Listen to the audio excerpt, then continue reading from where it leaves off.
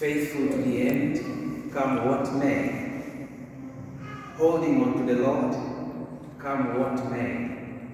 No matter what comes, the readings of today, dear friends, are inviting us to keep holding on to God no matter what we go through. And Prophet Jeremiah has already demonstrated in the first reading, St. Paul in the second reading, and Jesus in the Gospel, telling us no matter what happened to their lives, they remained holding on to God, and they became victorious.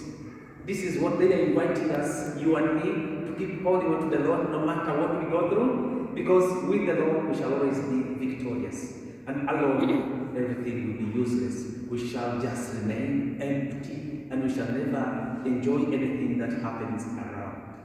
The first reading is so beautiful. It started clearly that before I formed you in the mother's womb, God is speaking here to Jeremiah, and he's speaking to you and me, that before you and me even were formed in the mother's womb, before even we ever existed, God knew us. God knew Jeremiah. Before we were born, He formed. Before we were formed, meaning before we were created, God knew you and me. And if somebody creates something and that thing has a problem, He knows where to touch. Our God knows where to touch. And so He assures Jeremiah, before I formed you, I knew you. I sent you to be a prophet to the nations. To be a prophet, dear friends, means to proclaim, to speak on behalf of God, to speak good encouraging words, but also to challenge the people and to challenge the situation. Prophets many times find themselves in between. They are saying words from God which sometimes are not pleasant for people to hear. They are challenging. They are painful sometimes because these words are calling something in us to change. And to change is not easy, humanly speaking. And so we see Prophet Jeremiah even giving excuses. I am young. I don't have any intelligence. I'm just like this. God says, no. The way you are able to send a message. This is a reminder that we don't need to go to school in order to be prophets, in order to spread good news.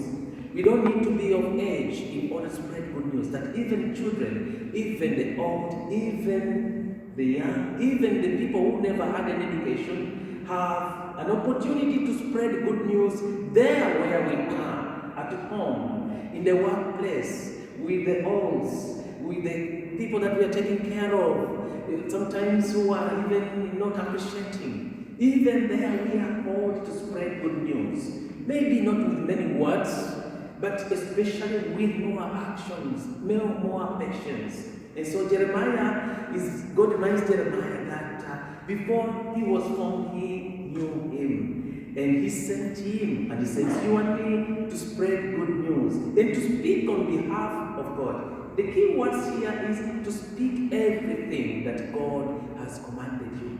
Dear friends, every day, even right now, God is speaking to you and me. He's speaking a message in our hearts. And if we keep it to ourselves, then we have not fulfilled the message as prophets, because we are prophets, kings, and priests. Remember, by our baptism. And so, whatever message that I feel, when I see my heart is moving, even to do something small, as long as it is good for somebody, I am invited to put that small thing which I feel inside into action. In that case, the word of God becomes alive.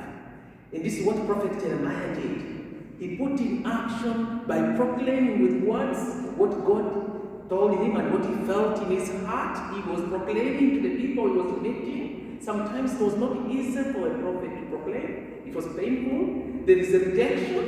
Dear friends, when we speak good words, people will appreciate us. When we challenge some people, even in a very diplomatic way, even in a very simple way, not everybody will be happy to hear the challenges.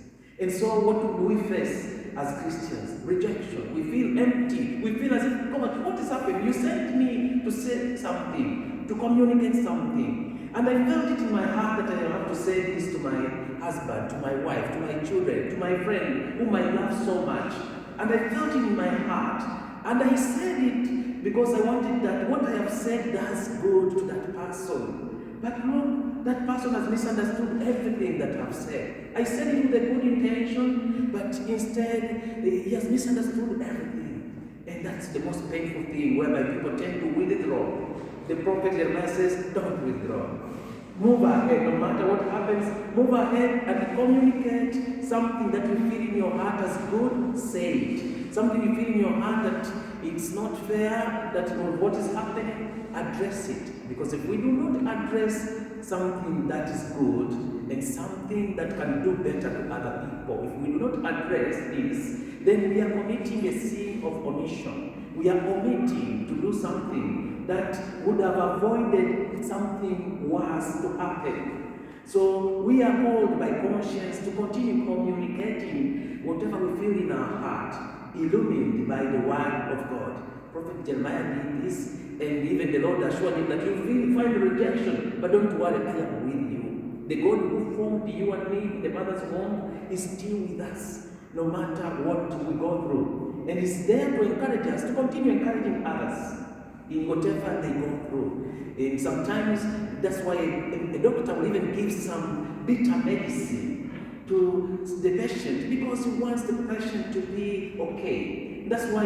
sometimes when we receive some bitter corrections, some bitter feedbacks, we may feel like, what is happening? This person pretends to be better than me. He pretends to be what? But now what is he saying? Or what is she saying? No, that person, thank him or her that she has had the courage to tell you some things that nobody will ever tell you. To tell you some things that maybe would have led you into problems. And this is the work of the prophet. You and me are prophets. This is our work, just as Jeremiah did. Now we hear from the gospel of what we have heard in the gospel of Luke. Beautiful. It's a continuation of what happened last Sunday. Jesus is in the synagogue and he reads prophet Isaiah chapter 61 and says, the Spirit of the Lord is upon me. In the beginning of his mission, he proclaimed this beautiful statement, mission statement. The Spirit of the Lord is upon me. He has sent me to proclaim good news to the captives, to everyone, to free those who are in prisons, to bring healing to whoever is brokenhearted. This was the mission of Jesus. This is our mission too. To proclaim good news, to bring healing to all, to free others, not to imprison them. And so this is at the end of what happened last week, and today he says, what you have heard is fulfilled in the person speaking to you. What you have heard, that the Spirit of the Lord is upon me, that Spirit was already foretold in the Old Testament by Isaiah, is fulfilled now in the person of the Messiah. The Messiah is here. The healer is here. Present all your problems to the healer, to the Messiah, who is so powerful. And he will also bring us and make us go through all this that seems to be impossible. So he says, what you have heard, that this healer is around, is fulfilled in the person you are seeing too. And all eyes were on Jesus like this. They were all on him because he spoke with authority, and because what he was speaking, when anybody would see that really what he's saying is about himself. And all eyes were on him. But this was a kind of amazement. And within a short time, the eyes which were on Jesus are amazed. Wow, this is a great Messiah has arrived. The same eyes now begin questioning. But wait a bit. This guy, how is it possible? He's the son of the carpenter, Joseph. We know him. Anything good can come from there. And then you see, they begin again. The people who are saying, yes, great, you are great. The power and message you have given is nice. Within a short time, they also say, no, but wait a bit. Prejudice. How many times we are prejudiced sometimes? Oh, we know this girl, this this lady we know, this man we know. It's just from this family here. They are not even educated. They are like this. They are very poor. This is the prejudice difference we give every day to others. And we are of this class, others of the other class. I told you that we belong to the class, if not the class of being created in the dignity, in the image and likeness of God, all of us as one family. If we belong to any class, it's the class of one family, where we are all equals. And Jesus is our brother. There's nothing like I am high and you are low. For what even in married life? For what even in friendship? For what even in just ordinary life that I have to show you that I'm more powerful, I am more rich, I am high? This is now the prejudice that caught these people. We are moved by the heart to say, wow, amazed to see the Messiah. At the same time, they say, but this wait a bit, can this be the Messiah? The parents, we know them, Joseph and Mary, these ones here. And now That's why Jesus did not make miracles in among his own people there. Dear friends, we miss out miracles in our lives when we begin being prejudiced with others. When we begin categorizing people that they are like this, forgetting that even in that little child, God can make miracles. Even that old person, God can make miracles. And so we see Jesus goes and instead he goes outside the Jewish context and he goes to a widow who is not a Jew, who is not among the group. He goes to the widow and makes miracles there. Then we see the same, he heals Naaman. He goes to a non-Jew. We see Jesus performing miracles among the Jews who accept, but now he goes to the non-Jews as well. Meaning, the time has come, the salvation of God is not only for a chosen few, it is for everybody. And that's why we too are called to be people who heal others and who are open to everybody, not closed in ourselves. We all accept each other as one human family with the same color of blood. And this is what we are called to be and to do every day. This issue of prejudice, this is from here, is from that, is to stop, because the Lord himself commands us and says he came for everybody. There's no distinction. With God, we are all one. We are brothers and sisters in the Lord. And so we see the category of people who express wonder. Maybe we also express wonder when we see Lord, but maybe also we at the same time they say, but wait a bit, we are prejudiced as well. And finally, we heard from the gospel, from the second reading of St. Paul, this beautiful hymn of love. The beautiful hymn of love reminding us now what to do in all these situations. That no matter the rejection we receive, Jeremiah received the rejection.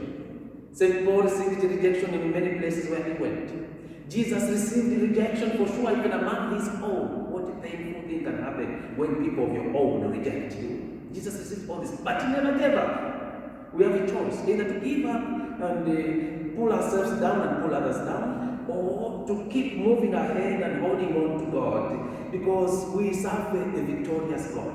And Jesus proves to us this, especially with St. Paul, when he says it is possible that we may have gifts of speaking, but if we don't have love, then that speaking is useless.